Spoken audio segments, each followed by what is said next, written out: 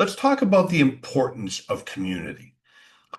When it comes to automating my practice, I went to other people who specialize in this or knew the space better. Don Brolin, Joe Woodard, all right, Gaynor Meilke, folks who had their hands in this and could really help me.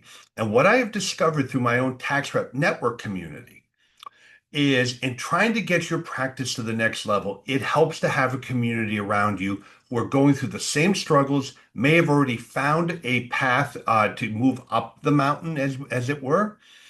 And so, what's so critical about community is having like-minded individuals helping each other. All right. And the big leader in this, who's been on the cutting edge of this for decades, is Joe Woodard.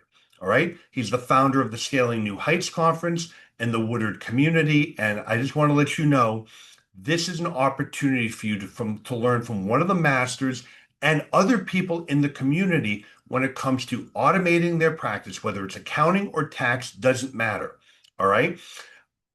Automating their practice, elevating themselves, and really turning that practice into a business. All right. So go check out the Woodard Community. All right. Join a group, again, like minded, driven professionals like yourself, all taking their practice to the next level.